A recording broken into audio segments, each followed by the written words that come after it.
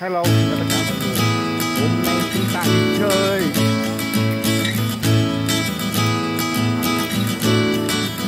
Yeah.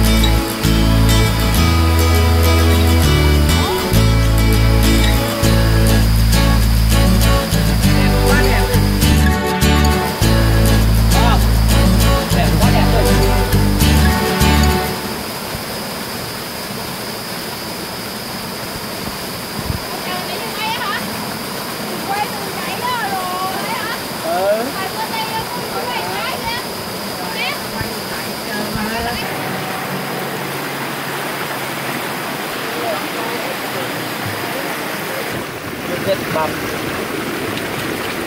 đây là đất vung.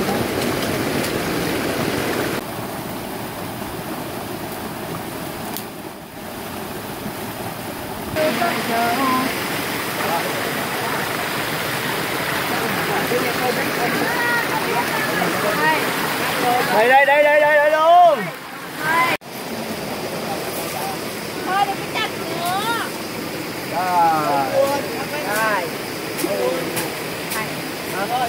Trời ơi sao không này rừng mùa là cái to vậy?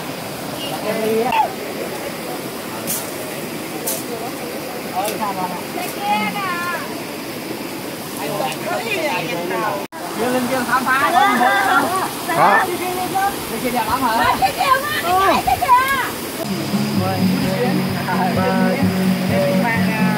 Đường lên bằng nữa thì nó dám để tất cả vai để đồng ca sông vàng cả nhà ta cùng bé sinh xa là nhớ gặp nhau làm cười trẻ thêm mà cháu yêu bố cháu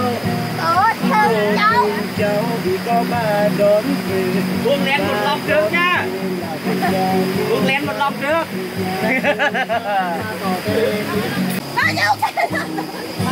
Ôi điên chú đưa mặt mày nè, đưa mặt mày xin mời lắm. Thế rồi ha.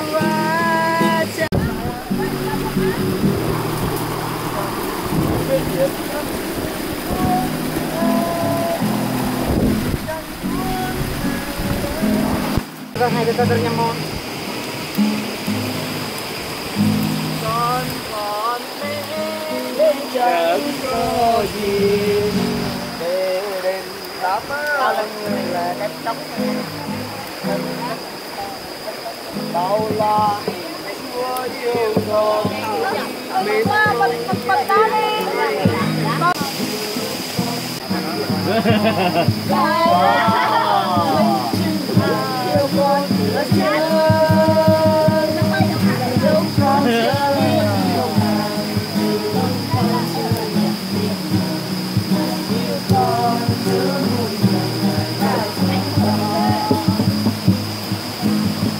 đó phải quay để cho người ta biết là mình đang ở trong núi chứ.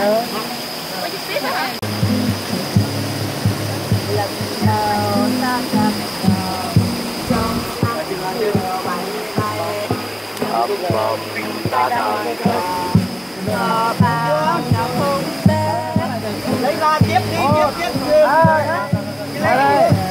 1, 2. Đấy, được rồi. Mình cầm ông mưa đi, nguy hiểm chứ hay. Cái này con dưới chứ không là chết. Dưới nhỏ đi.